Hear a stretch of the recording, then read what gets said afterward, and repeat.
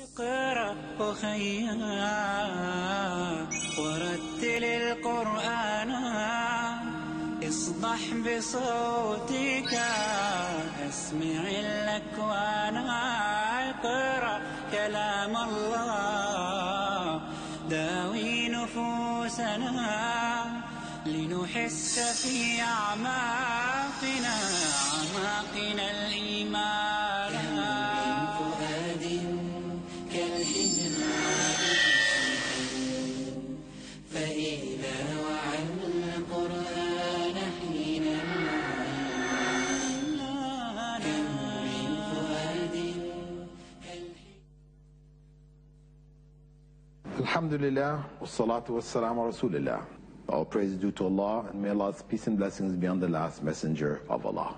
In this episode, I would like to discuss the responsibilities of the Muslim student, to understand about the role of the Muslim student, what is required of himself or herself, what are their goals, etc. This is the intent of this episode. And we have to start from the basic command of the Prophet, may God's peace and blessing be upon him, Talabul ilmi farida ala kulli Muslim, seeking knowledge is compulsory for every Muslim. This is our beginning point. Every Muslim is required to be a student. But in the educational institutions, Muslim educational institutions, that takes on a particular form or a particular format in which it functions, this idea of the student. We're all, as we said, students in one way or another, but the student in the Muslim educational institution, he or she should display certain characteristics which are unique for them. As the seeking of knowledge is called talabul ilm, from the term talab, one who is a student in Arabic is called talib. So two students in Arabic are called Taliban. So this episode really focuses on the Taliban. Who are the Taliban? Who are the two students from the Muslim perspective? Well, on one hand, a student who happens to be a Muslim, who could have been a Buddhist or a Hindu or a Sikh or an atheist or anything else, that type of student is not the type of student that the Muslim institution seeks to build. That is the student who is not conscious of his or her Islam. Islam may only be cultural traditions, cultural practices, customs, but there is nothing really coming from inside. They don't have a sense of a Muslim identity. That type of student is not what the Muslim institution seeks to build, and actually is detrimental. Presence of this kind of student, or the domination of these types of students in the Muslim institution, is definitely destructive.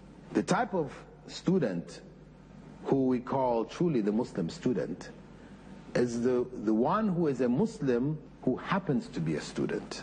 He could have been a teacher, he could have been a taxi driver, he could have been a dentist or an engineer, he could have been anything else. He is a Muslim, or she is a Muslim first and foremost. This is the true Muslim student. And this is what the Muslim education institution seeks to create. So it is essential for the student to realize that seeking knowledge, being a student, in and of itself is a form of worship. It is a form of ibadah in Islam. Why? Because Prophet Muhammad, may God's peace and blessings be upon him, had said, seeking knowledge is obligatory on every Muslim, first and foremost. So whatever has been made obligatory for us by God through his messenger is a part of our worship, from that one perspective. From another perspective, Prophet Muhammad, may God's peace and blessing be upon him, also said, "Man salaka tariqan yaltamisu fihi ilman سَهَّلَ اللَّهُ لَهُ طَرِيقًا إِلَى الْجَنَّةِ. Whoever takes a path in which he or she seeks knowledge, Allah makes the path to paradise easy for them. Allah makes the path to paradise easy for them. And whatever will make that path to paradise easy is a form of worship. It has to be something which is pleasing to God. So students should understand, first and foremost, that their being a student is an act of worship. It is an act of worshiping Allah.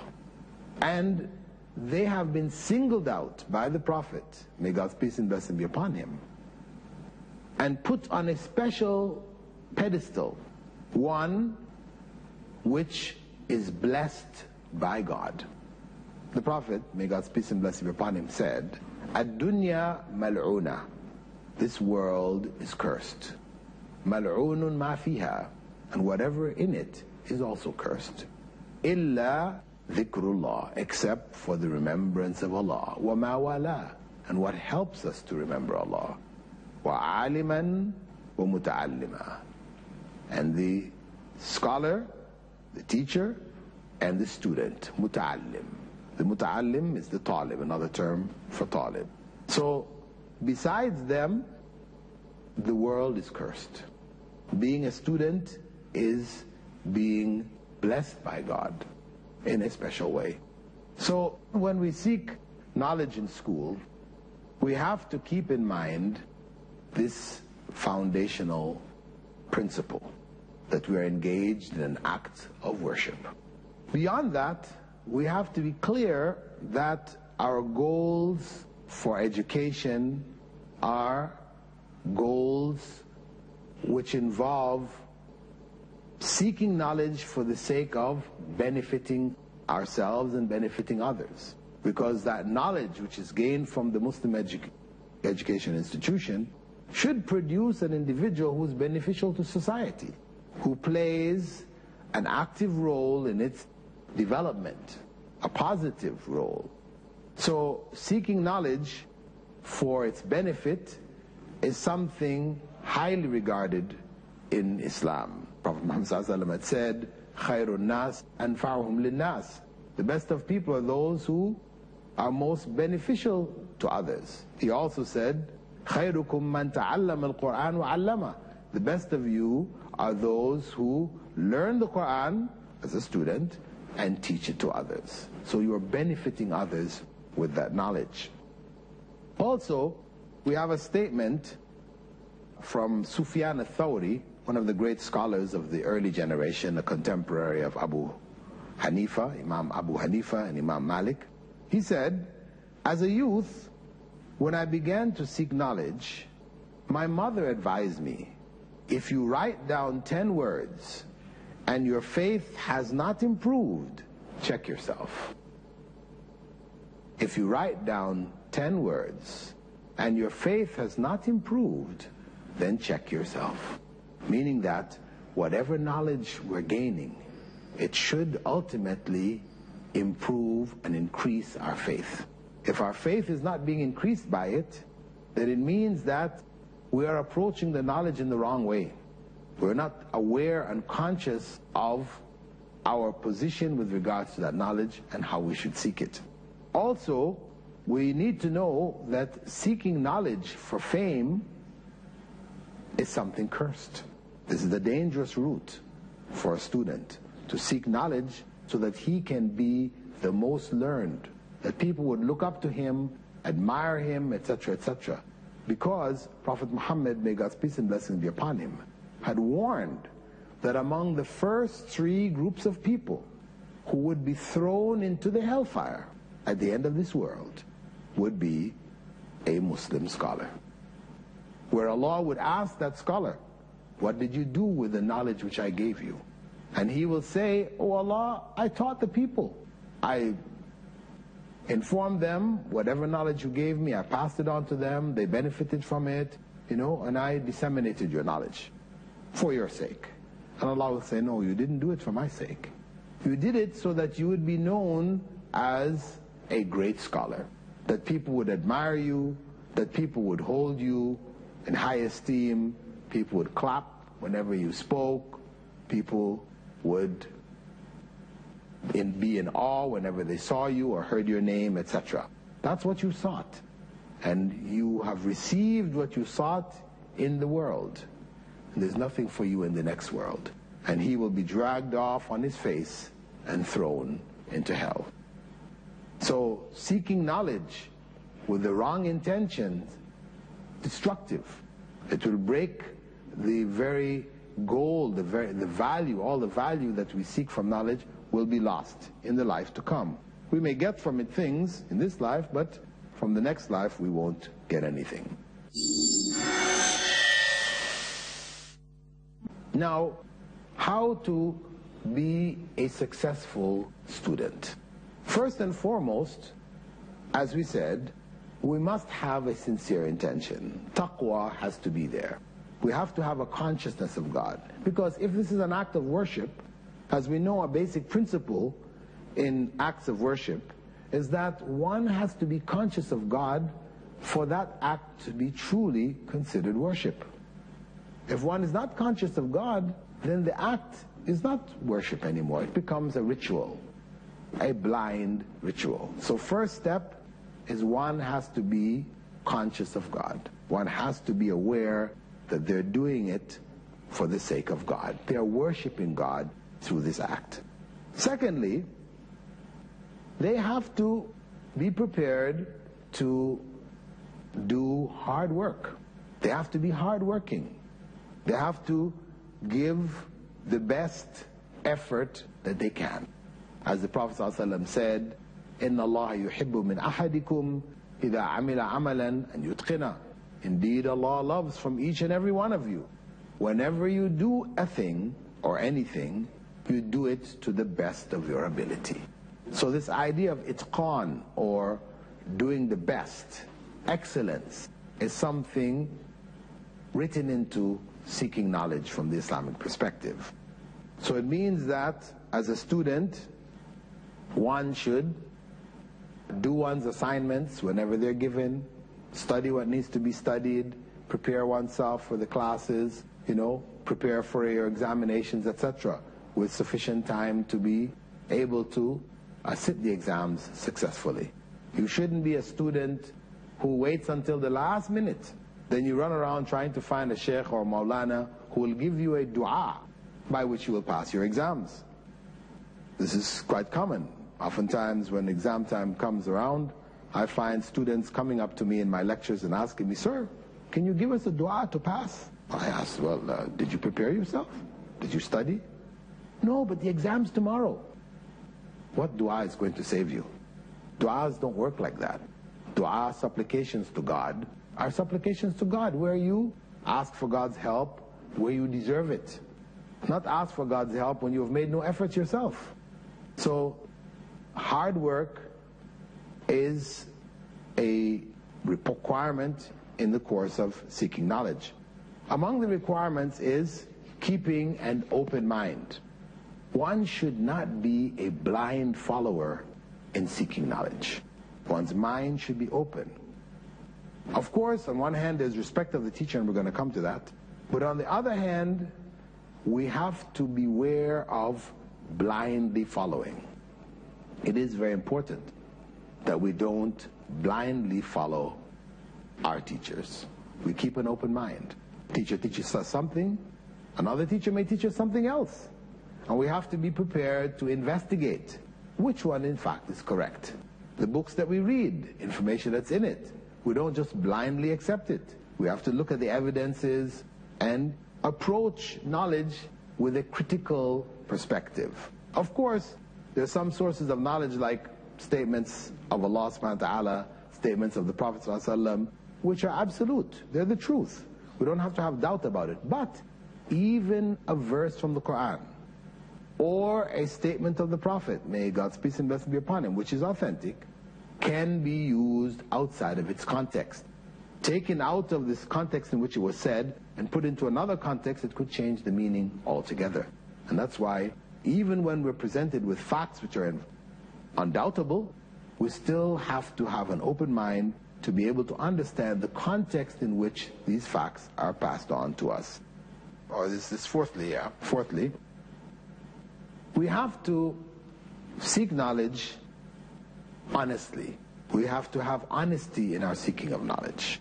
Honesty, truthfulness, this is something which Islam demands. Prophet ﷺ had said, a person will continue to be truthful until Allah writes him among the truthful. And that truthfulness will be a means for him or her to enter paradise. Truthfulness is something praiseworthy. Prophet Muhammad ﷺ was known as Al-Amin, the trustworthy one. He was truthful in whatever he said, because that's what being trustworthy means. You give a trust, you say, I'm going to do so and so, you're going to do it. Somebody gives you something to look after, you promise to look after it, you do, keep your promise. This trustworthiness is an important characteristic of the Muslim student. So, as a Muslim student, you don't cheat. You don't cheat in exams, with your homework, etc.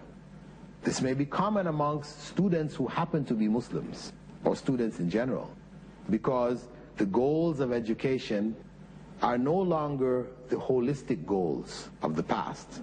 They're goals which are linked with industry and the functioning of society, in the sense that each person is being geared to fill a particular niche in the society.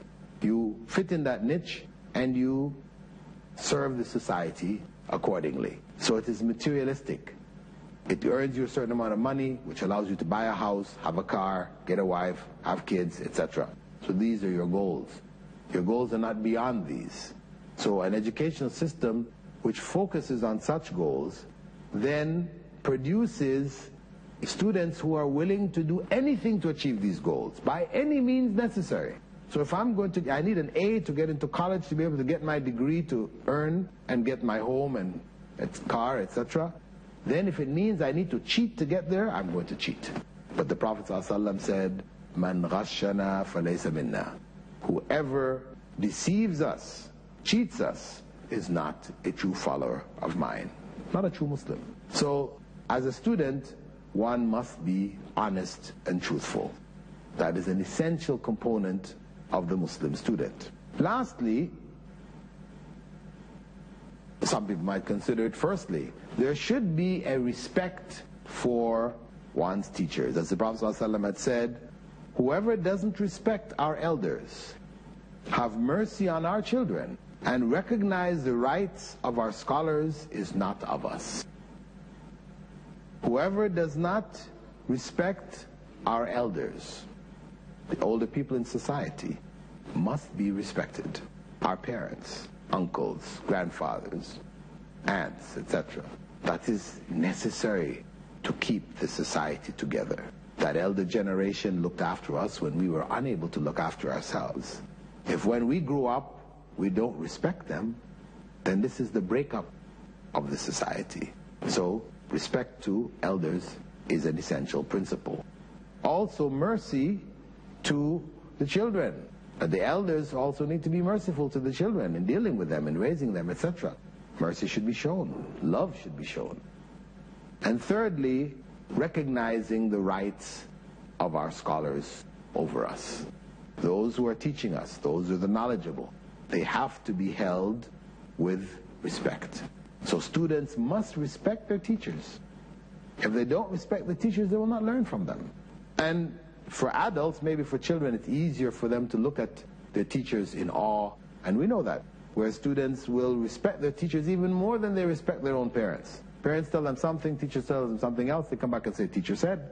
What the teacher says tends to have even a greater impact on them than what their parents say. Because, to a large degree, students spend more time with their teachers than they do with their parents. So it's not surprising in that sense. Also, they're reinforced by other students hearing and agreeing, and so they have sort of a peer group which respects that same individual, as opposed to you and that child, where it's only the child alone, respecting you. But in general, as I said, it is important for students to be taught respect for elders. For elder students, there's a tendency to judge teachers. I don't like the way that teacher presents topic. I don't like the way he talks. I don't like his accent. Whatever, I don't like the way she dresses. Female teachers, students might say, well, she doesn't dress properly and this, that, and the other. They may have other considerations that they don't like about their teachers. And as a result, they don't give them the respect which is due to them. And how does that affect the whole learning process?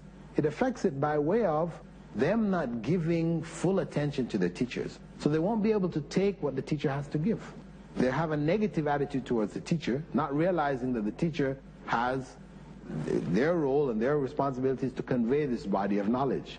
That if we don't have respect for them, we cannot gain that knowledge.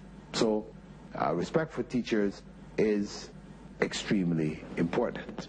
The last point to close off our session is to remember the responsibility or the mission of the Muslim student. It may be put in 4 points. The first is to use the knowledge in a way pleasing to Allah. We said that seeking knowledge is knowledge for the benefit, not just for the seeking.